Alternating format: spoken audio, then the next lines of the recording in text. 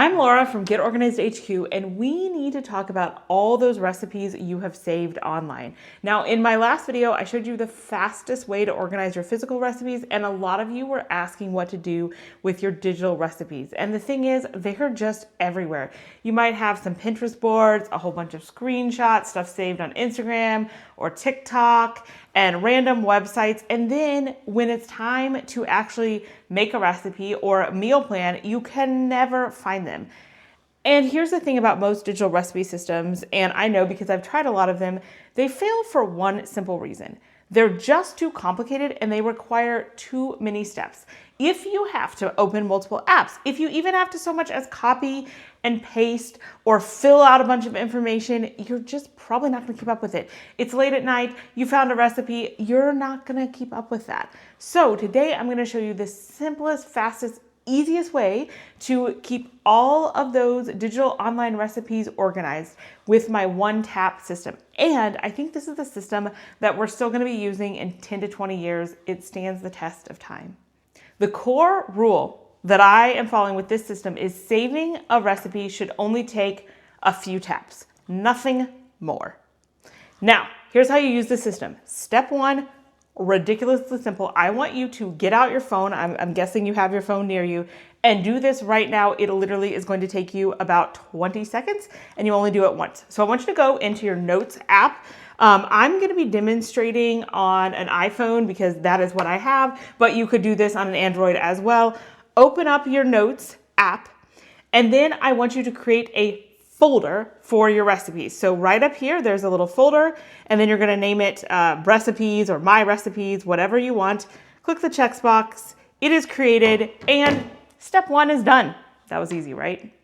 So when it actually comes time to save a recipe, let me show you how easy it is now going to be to save the recipe to your notes with no copying and pasting and filling out a bunch of stuff. This is why the system works so well. Let's say that you are on a website that you have found a recipe. All you're going to do, tap share, save it to your notes. I like to make sure that I am choosing the folder that says recipes, create the note, save, boom. It was literally that easy, nothing else to be done, no copying, no pasting, no nothing. Let's say that you're on Instagram and you have run across a recipe that you want to save. Again, you're gonna share to your notes. You can make sure it's in the right folder. It should default to the last folder that you have chosen. Create the note. That easy. That is how fast it is. Let's say that we are talking about either a photograph of a written or recipe card or a screenshot. I know lots of you probably have lots of screenshots. It is equally easy. I'll go to the screenshot, tap the share, choose notes. Make sure that I am in the proper folder, create the new note, and save. Done. That easy. And it works across any website, both on my phone and on my computer. So as you can imagine, over time, your recipes folder is going to just fill with all sorts of different recipe notes. And you may be wondering, well, that's great, but how am I actually going to find what I want? Well, here is the beauty of this system.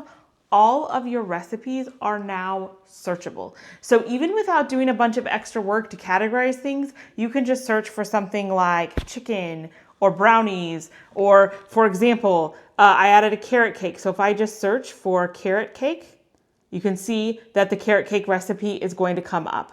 And it's not just searchable within the titles, it is also searchable within the text. So like if you've attached a PDF, if you have typed out text, copied and pasted text, you will be able to find your recipes that way. Another really cool thing is that even the text inside of screenshots is searchable in Apple Notes. And anytime that you have shared a recipe here, the link to the recipe is right there. So when I tap this, I go back to the original source. So that is really handy. There's no copying and pasting. That happens automatically. It also, you can see, titled this recipe based on the title of the website, and it did a pretty good job. Now that's not going to be perfect across the board. It won't do that with screenshots and certain things, but that already gives you another head start and easy way to look at your recipes. So the important thing is that even without any extra organizing, and I'm going to get to that in a minute, the system still works and is a lot better than having random recipes scattered everywhere, and they're now searchable. Now, before I tell you how you can take it up even another notch, if you want to, I want to address something that you might be thinking about. Well, this is all great. I see how I could do this going forward, but what about all those recipes I already saved all over the place? What about my huge backlog? As with anything, the most important thing is that you start today. I already had you make that recipes folder. It's already there. The next time you run across a recipe, you are now going to share it there. You will do that from today forward. So you'll be building your recipes that way from today forward. As far as the backlog, you can go back later and add recipes if you want to. It's actually a pretty easy thing to do while you're kind of watching TV or waiting in a line or something like that. You totally can, but that's optional. Do not wait to do that before you start putting your new recipes here. That's the really important thing. You always want to start where you are going forward. And then if you want to address the backlog later, you can. All right, now I want to tell you about 3 optional enhancements you can choose to implement to take this up even another notch. Now, I want to emphasize that these are optional. So even if you don't do these, you don't have time to get to these, the system is still going to work, and none of these, and this is key, are all or nothing. You can do this a little bit with every single recipe. It doesn't really matter. It will still benefit you. And that's something I've had to remind myself of constantly. I don't want to be spending 20 minutes a day organizing my recipes, but when I feel like it, I want to be able to spend a few minutes and make the system even better. Okay. So let's go ahead and talk about what those optional enhancements are. So the first optional enhancement is to add tags to your individual recipes to categorize them. So let me show you what this looks like. So this is a recipe that I have in here, and here are my tags. So you literally put the pound symbol or the hashtag mark, and then whatever word comes after it to categorize your recipe. So this one I've categorized as a dessert, freezer friendly, crowd friendly, not a healthy recipe, 5 stars. So that's my ranking. And that I've tried it. I also have other hashtags to say like slow cooker friendly, healthy, different ratings, want to try next, all those sorts of things. And so this is really easy to do. I also put the emoji here. I just like the emoji with each of these hashtags. But the thing about these tags is that they are searchable. So for example, if I wanted to find all the recipes, not that have dessert somewhere in the text or title, but that I have specifically chosen to tag with dessert, I'm just going to put that hashtag in there. And then it's only showing me the recipes that I tagged with that. So that is a good way if you want to identify particular recipes. And again, this is not all or nothing. You can do it with some recipes, not others. A lot of people might only do this to recipes they've actually tried before, or you might identify some that you want to try next. There's a lot of options here with adding tags. Optional enhancement number 2 is a tag index. So you're going to create a note, pin it to the top, and this is going to be an index of all of your tags. So it obviously doesn't make any sense if you haven't chosen to do enhancement number 1. So this is kind of like my index, and I can see which ones I've used. And then if I want to add one at any time, I totally can. I can copy these and search for these. So for me personally, I like to say whether it was like which course it was, dessert, main, side, stuff like that. I like to tag it if it's freezer friendly, crowd friendly. So if it's the type of stuff I'd like to make for a crowd, if it's crockpot friendly, and then I do some based on level of healthiness. So if I'm looking specifically for a healthy recipe, I want to be able to see that. My star ratings from 1 to 5. Once I've tried it, you might think, why are you even keeping recipes that are like 1 star? Why don't you just delete them? I like to know that I've made them, so that way I don't make them again on accident. And then whether I've tried it, I haven't tried it, or whether I want to try it soon.